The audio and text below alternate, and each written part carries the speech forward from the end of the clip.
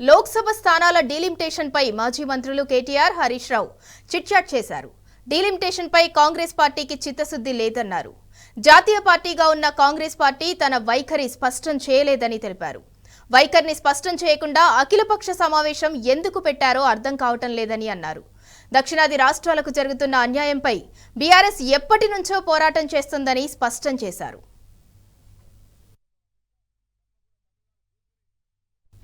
స్టాలిన్ కంటే ముందు నుంచే సౌత్ ఇండియాకు జరుగుతున్న అన్యాయంపై పోరాడుతున్నామని కేటీఆర్, హరీష్ రావులు తెలిపారు.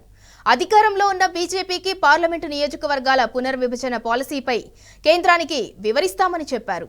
22న చెన్నైలో జరిగే దక్షిణాది రాష్ట్రాల జేఏసీ సమావేశానికి బీఆర్ఎస్ ప్రతినిధి బృందం హాజరవుతున్నారని కేటీఆర్, హరీష్ రావు చెప్పారు. రైట్, ఇక ఇదే అంశానికి సంబంధించి మరింత సమాచారం మా ప్రతినిధి లివిల్ అందిస్తారు. Livil, BRS working president KTR, Harish Rao chit chat కి సంబంధించిన పూర్తి డీటెయిల్స్ ఏంటి?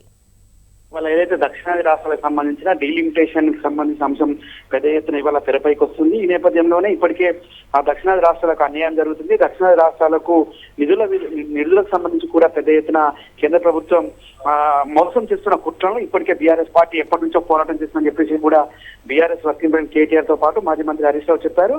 ఇవాళ ఏదైతే దక్షిణాది రాష్ట్రాలకు సంబంధించిన పార్లమెంటు నియోజకవర్గాల పునర్విభజనకు సంబంధించి కాంగ్రెస్ ప్రభుత్వం, కాంగ్రెస్ పార్టీ ఏర్పాటు చేసిన అఖిల పక్షానికి మేము వెళ్లాల్సిన అవసరం లేదు, అది వారు ఎందుకు ఏర్పాటు చేస్తున్నారో కూడా స్పష్టత ఇవ్వలేని సమావేశంగా ఉంది. సమావేశానికి మేము వెళ్లాల్సిన అవసరం లేదని కూడా కుండబద్దలు కొట్టారు.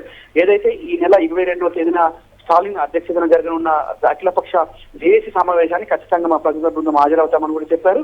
ఇప్పటికే దక్షిణాది రాష్ట్రాలకు సంబంధించిన అనేక అంశాల విషయంలో బీఆర్ఎస్ పార్టీ మొదటి నుంచి పోరాటం చేస్తూనే ఉంది. అనేక అంశాల వారీగా ప్రధానమంత్రి మోడీతో పాటు కేంద్ర ప్రభుత్వాన్ని ఎక్కడికక్కడ నిలదీసింది. కానీ వాళ్ళ కాంగ్రెస్ ప్రభుత్వం కేంద్రంలో అధికారం లేదు, అధికారంలో ఉన్నా వీళ్ళు ఏం చేయలేరు కనుక మేము దీనికి ఇక్కడ అఖిలపక్షం పెట్టినా మేము పోవాల్సిన అవసరం లేదు. కేంద్ర ప్రభుత్వం ఒకవేళ డీలిమిటేషన్ పైన చర్చిస్తే ఖచ్చితంగా మా విధానం, మా పాలసీ నిర్ణయాన్ని ఖచ్చితంగా కేంద్ర ప్రభుత్వాన్ని నిలగడతాం, కేంద్ర ప్రభుత్వాన్ని నిలదీస్తాం, దక్షిణాది రాష్ట్రాలు జరుగుతున్న అన్యాయాన్ని ఖచ్చితంగా నిలదీస్తామని చెప్పేసి కూడా వర్కింగ్ కేటీఆర్ చెప్పారు. అంతేకాకుండా ఏదైతే ఈ అఖిలపక్ష సమావేశానికి ఇక్కడ ఏర్పాటు చేసిన అఖిలపక్ష సమావేశానికి ఏ ప్రాతిపదికన మీరు అఖిలపక్ష సమావేశం ఏర్పాటు చేశారు, మీరు ఎజెండా ఏంటి, ఎందుకు అఖిలపక్ష సమావేశం ఏర్పాటు చేశారో కూడా స్పష్టత ఇవ్వలేని ఈ కాంగ్రెస్ ప్రభుత్వం చెప్పాల్సింది ఏమీ లేదు. మేము గతంలోని అనేక సందర్భాల్లో దక్షిణాది రాష్ట్రాల్లో జరుగుతున్న తీవ్ర అన్యాయం పైన మేము అనేక సందర్భాల్లో గలమెత్తాం. కేంద్ర ప్రభుత్వంపై మేము రాజ్యసభలో అటు లోక్సభలో కూడా ఆనాడు మా ఎంపీలు ఉన్న సందర్భంలో పోరాటం చేశారు. కానీ కాంగ్రెస్ ప్రభుత్వం వాళ్ళ కేంద్రంలో అధికారం లేదు. ప్రతిపక్ష పార్టీగా ఉన్న ఈ కాంగ్రెస్ ప్రభుత్వం దక్షిణాది రాష్ట్రాల అన్యాయంపై ఇప్పటి వరకు ఎందుకు కాంగ్రెస్ ఐక్యమైన మాట్లాడలేదని చెప్పేసి కూడా ఈ సందర్భంగా బీఆర్ఎస్ వర్కింగ్ కేటీఆర్ తో పాటు మాజీ మంత్రి ఎంపీ హరీష్ రావు చెప్పారు. ఖచ్చితంగా 22వ తేదీన జరిగే అఖిలపక్ష సమావేశ జేఏసీకి ఇప్పటికే హాజరవుతామని చెప్పారు. ప్రజాప్రతినిధులు హాజరవుతారని కూడా మరొకసారి స్పష్టం చేస్తున్నామని కూడా వర్కింగ్ ప్రెసిడెంట్ కేటీఆర్ చెప్పారు. మొన్న తమిళనాడు సంబంధించిన డిఎంకే ప్రజల బృందం వచ్చి మాతో సంప్రదింపులు చేసింది. దక్షిణ రాష్ట్రాలు జరుగుతున్న తీవ్ర అన్యాయాన్ని కూడా వారితో మేము చర్చించి ముందుకు పోవాల్సిన అవసరం ఉంది. కాబట్టి ఖచ్చితంగా ఈ దక్షిణాది రాష్ట్రాలకు సంబంధించిన అనేక అంశాలను కూడా ఇవాళ మేము ముందు నుంచి పోరాటం చేస్తూనే ఉన్నాం.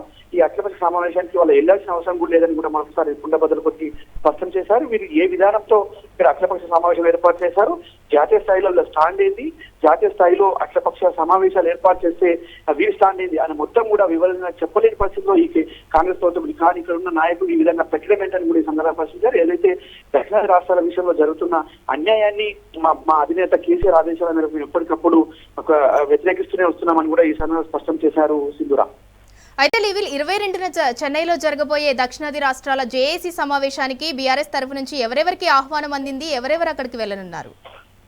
22న జరిగే దక్షిణాది రాష్ట్రాల జేఏసీ సమావేశానికి మొన్న ఏదైతే డిఎంకే పార్టీ సంబంధించిన ఎంపీ కావచ్చు, మంత్రులు వచ్చి బృందం వచ్చి ఇక్కడ ప్రత్యేకంగా కేటీఆర్ తో సమావేశంలో పలు కీలక అంశాలపైన చర్చించారు.